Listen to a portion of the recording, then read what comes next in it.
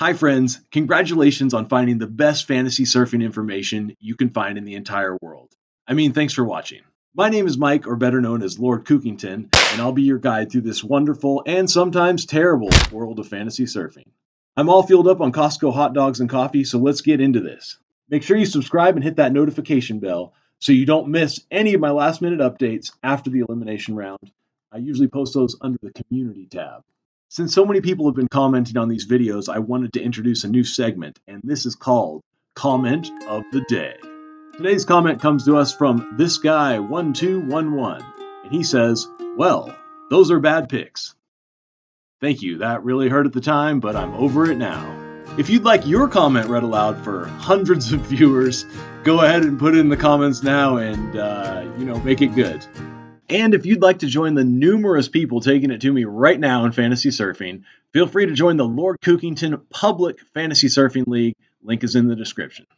And finally, to go along with the league, I've started a WhatsApp group just to talk fantasy. I didn't really know what to expect when I had this idea, but it's actually been pretty nice so far. There's only 7 of us, but probably growing soon. So if you want to join our WhatsApp group, email me your phone number at mike@lordkookington.com. All the following info, like my spreadsheets of event history, power rankings, and prediction ratings, can be found in the description of this video. Without further ado, let's get into it. This color system is how I rate everyone for every event. Blue is must-have, green is good value, yellow, some value, and orange, nice way of saying not for this event. All right, let's check it out. So for the ladies, starting with the top tier, we have Caitlin Simmers. Wow, what an event for her. This young lady is just a beast all around. At this event, she was 9th last year, 121.51 points so far. That's not adjusted for the bonus points you get at every event. Like many people, I really hope this event takes place partially at the box. And if that happens, Katie will do very well. Regardless, I think the bigger surf, she just charges and you never know what you're going to see. So I can't wait. She'll do really good here. I'd say at this point, she's a lock for that final 5. Considering the 9th place last year, you never know what you're going to get. You don't want 9th, obviously, from your female surfers, but Katie is nonetheless a very good pick. Next in Tier A is Joanne DeFay, 9th, 5th, 9th, 13th, and 9th at this event. For the top tier, I don't really think that's what you want. That 135 power ranking is awesome. She has been tearing it up in these last 2 events, but at this event, she has been consistently average. So for top tier, I'm going to pass. Molly Picklum, 5th the last 2 years. I think she can do better than that. And she's one of many surfers right now who is not happy. These last 2 events have not been kind to her. Despite that, she has a 129.51 power ranking. We love that. She's very good when the conditions get gnarly, and I'm hoping for gnarly conditions. I'm going to lock Molly in as my Tier A selection and my power surfer. Moving on to Tier B, Caroline Marks. She was 3rd last year, 9th the year before, 5th the year before that. Those are mixed but good results. The 107.83 power ranking is great. She's been very consistent this year, 5ths and 3rds. So you love that. You know you're going to get some points with Caroline. I'm just hesitant because I want those 1st and 2nd place points, and she hasn't delivered that this year. It wouldn't surprise me if she started here, though. Betty Lou. Man, she's been great this year, and I think this event really will play well to her surfing. We know she has some history at the box. Again, don't even know if it'll be out there, but I'm hoping, and people keep bringing it up, so I think it's going to happen. 127.47 power ranking, that's great. 9th and 17th. That is not great. Let's be honest, we don't want that. As I was evaluating these picks, I have to keep reminding myself, especially for the ladies, that 9th is not a good result. The only result worse than 9th is 17th, and only 2 women per event get 17th place. 9th place means she made the final 16, which statistically is very easy to do, but didn't advance any farther. So if female surfers are getting 9th, that means they only get points in 1 round. We don't want that, but I think she has lots more potential here. And I think she will be one of my 2 Tier B picks for the ladies. Also, I did want to mention, you're going to see a lot of green here because I think a lot of these ladies could go off. I know that doesn't help you, but I just want to be honest that there's a lot of potential for a lot of these ladies. Marissa Hennessy is another one. She's got 9ths and 5ths. Those aren't great, but she's having a pretty good year. And with her skill set, you could expect a breakout here. It's just so tight top to bottom. You never know who she's going to get matched up with in that first round, and it could be another early event for her.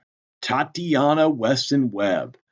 Couple ninths, a first, a second. There's a third in there. I love all those results. And, Tati's known for charging. And so I think if these conditions get big and gnarly, she'll do good. I just worry that she's going to be overshadowed by the young, hungry surfers, Katie, Molly, Betty Lou, even Caroline. So I'm not sure what to expect. Can we expect first place Tati or ninth? I don't think I'm going to take that risk to find out, but we'll see how she performs through the elimination round. Tyler Wright. Ooh, she's all blue. You know what that means. Tyler is a must-have pick, especially down in Tier B. And it should be noted before I say anything else, Tyler needs a fifth place here to ensure that she makes the mid-year cut. She's in a decent spot, but she's going to be taking nothing for granted and does not want to be one of those cut after this event. But good thing for her, as I say right there, she is a money at this event. Second place. Ninth isn't great. Fifth, second, first, and fifth. Out of that, there's only one ninth place. I love that, and I think there's tons of scoring potential here for Tyler. Must have. Luana Silva.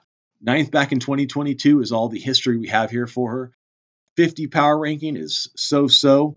You're going to hear me say this a lot probably, but being Hawaiian, I kind of give people going to Western Australia a lot of credit because the conditions can be similar. We're talking big waves, big ocean, a lot of water moving around. And Luana has that experience, but the top of the women's rankings are just so packed, and I think I'm going to pass on her, and that is why she is yellow for this event. Gabriella Bryan. She's strong. She's great in these big waves. A ninth last year, we don't love that, but second the year before, we do love that, and I would definitely take second from her if I was going to pick her. She needs at least a fifth place finish to qualify for the mid-year cut, so she's going to be hungry. We're going to see a lot of athletes step up at this event. The question is, will Gabby be one of those? Lakey Peterson, a fifth, a ninth, a first. Ooh, love that. Lakey's actually in a pretty good position here. She is below the cut, but she'll be dropping a 17th, I believe. Anyways, it won't be hard for her to make up some points here. Now, I don't know if that means she's going to rack up a lot of points or not, but based on everything we know, her nice power ranking, her good results in the past, I think Lakey is a great pick to make here. Sawyer Lindblad. She finally broke out at the last event, which is great. She has no event history here and a decent power ranking. I don't think she's as good of a pick as a lot of these other women in this tier. Isabella Nichols. Well, you don't love that 17th last year. That's really bad. But the year before that, she was first, and the year before that, she was fifth. We can all remember the first place finish 2 years ago. She needed a first place finish to make the cut. A second place finish wouldn't have done it for her. She needed a first. She got a first, and she moved on. Unfortunately, that wasn't the case for her last year as she fell off tour with that 17th place. What's it going to be this year? Do we get the 17th or the first? I don't know. It's between her and one other surfer in this tier C, but I think Isabella is a great pick here. She needs at least a third place to make the cut this year. The other great tier C pick is Sally Fitzgibbons. I feel like Sally's surfed pretty well this year. She just hasn't gotten those big results. She has gotten good results, however, here at this event. A couple fifths, a third, a first. She won the event, I don't know when that was, let's say 2017 maybe, somewhere around there. Dismal power ranking at 38.74.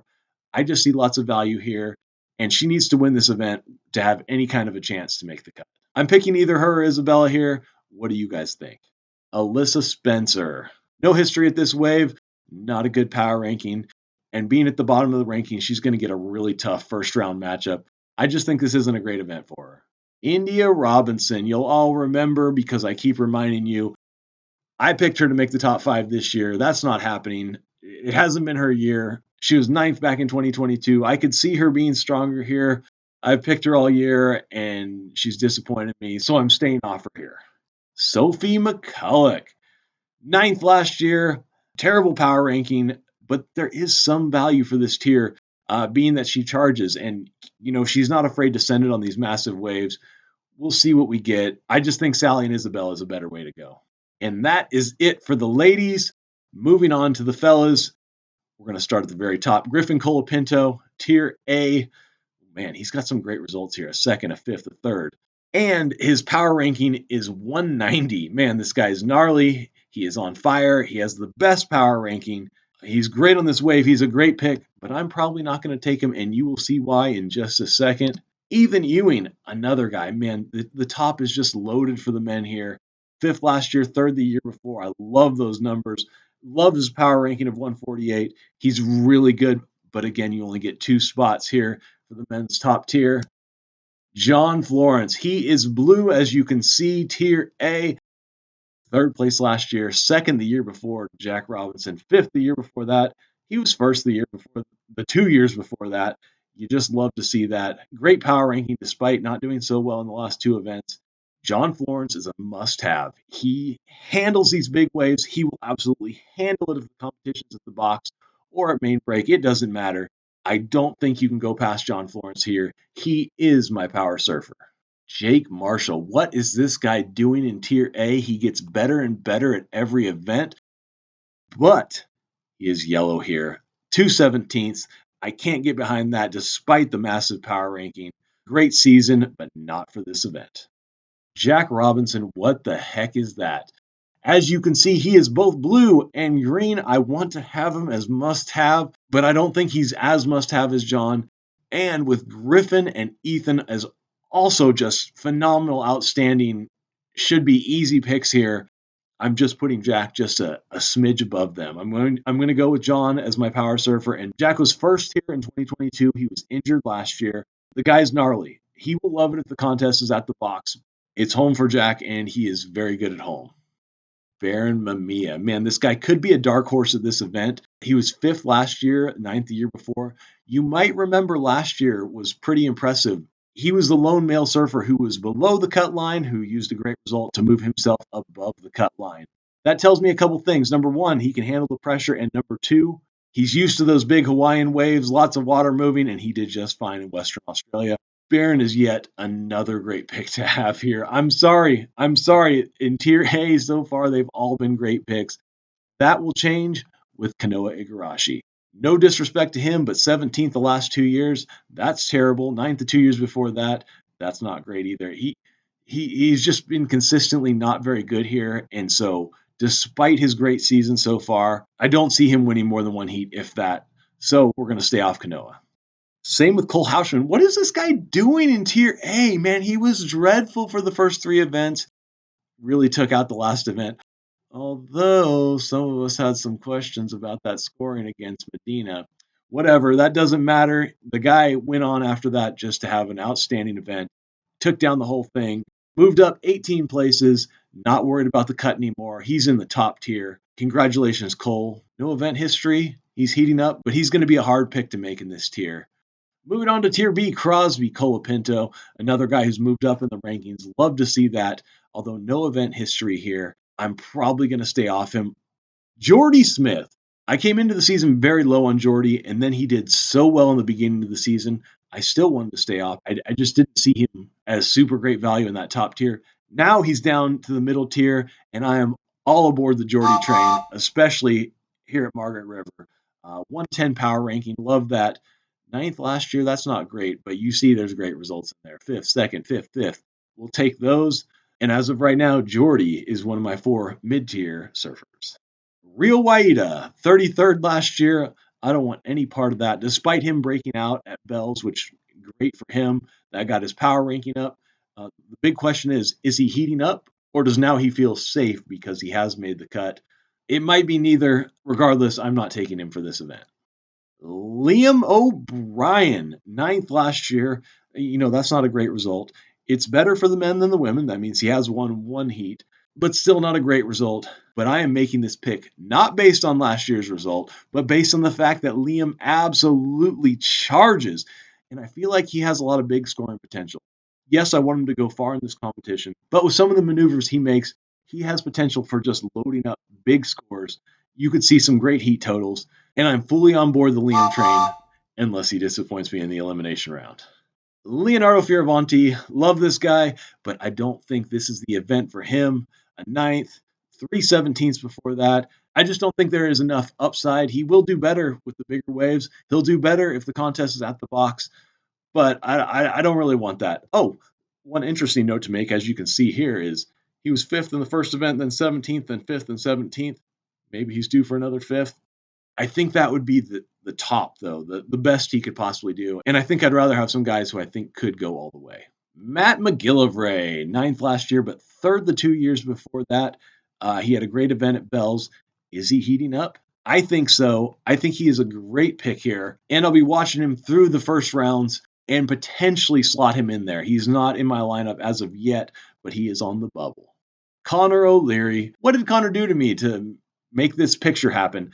To be honest, nothing. I was just putting the pictures in there and it came out that way and I thought it was hilarious, so I left it. Sorry, Connor. I'm sure you're not watching this video and therefore not mad, so I don't feel super bad. 5th place last year. That's a pretty good result. Connor's big and strong, and I think his suiting really suits this wave. He's another guy I have on the bubble here. If he surfs out of his mind early, I will consider him. And once again, Connor, I'm sorry. Yago Dora, 9th last year. That's pretty good. 17th the 2 years before that. I don't love that. I feel like last year Yago was really on the rise, maybe making a new baseline for his surfing. A guy we can expect to be in the top 10, fighting for the top 5. This year, he just hasn't had that magic from what I've seen, and so I'm going to be staying off him here.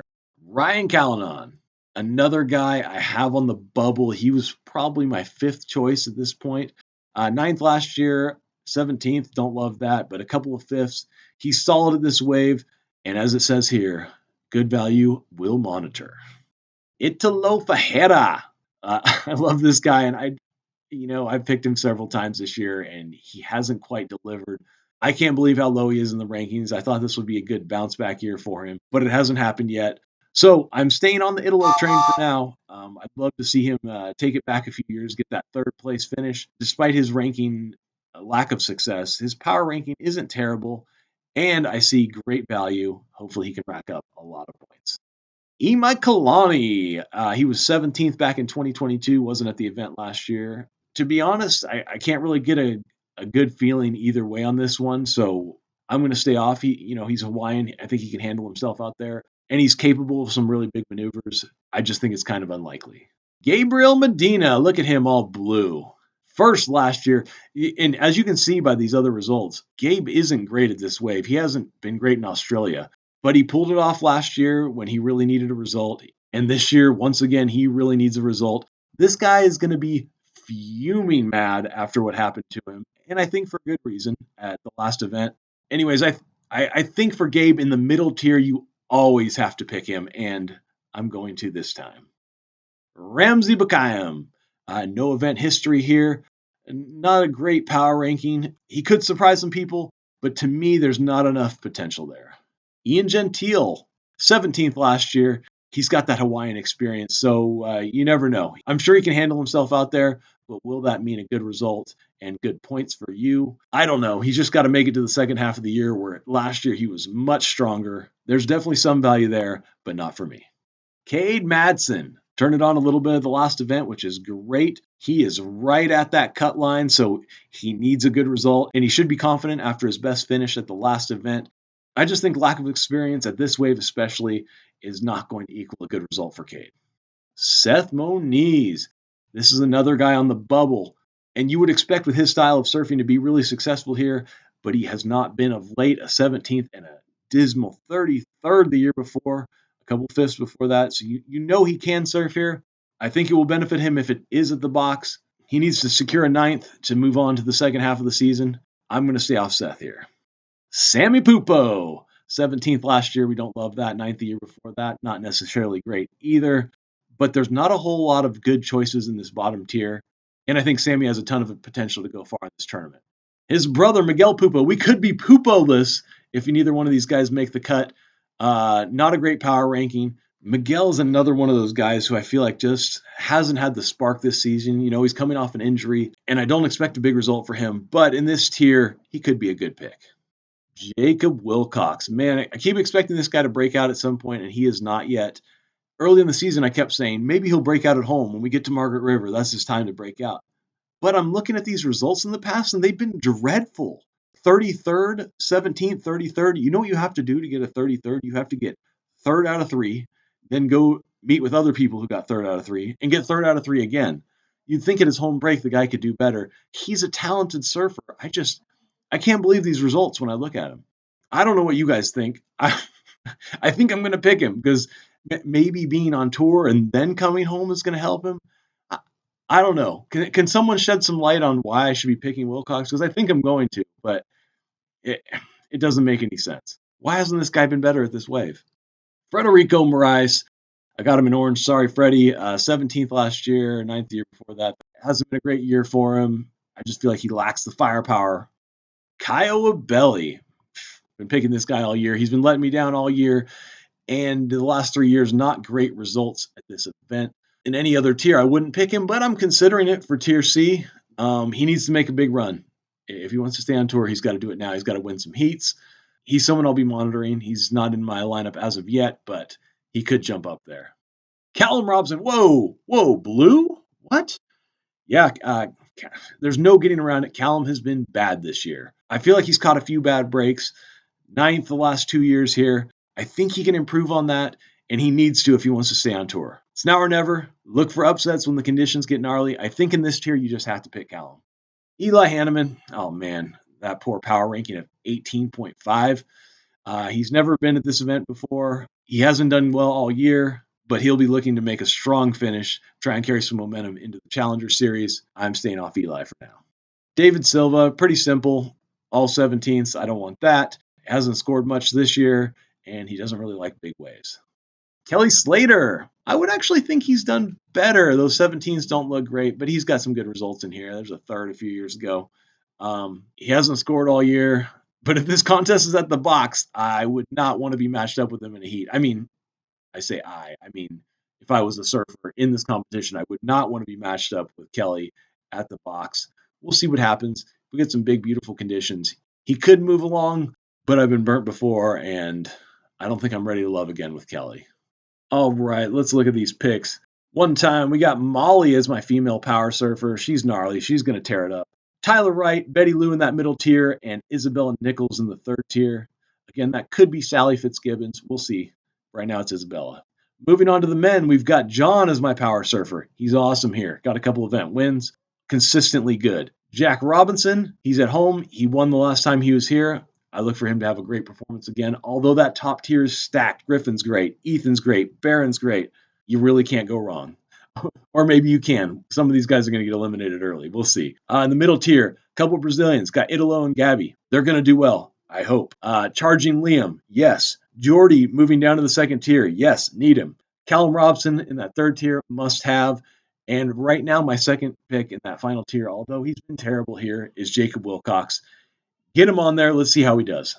One more time, if you would please like, subscribe, and hit that notification bell. I will update these picks as the event gets going and we see who's doing what. Join the Lord Kookington Public Fantasy Surfing League. And if you want to talk some surfing, talk some fantasy, the corresponding WhatsApp group is also available for you. Just email me at mike@lordkookington.com. Give me those good comments and I will read yours aloud if I do find it funny. And that is it. Let's get this event going. Thanks so much for watching. Peace.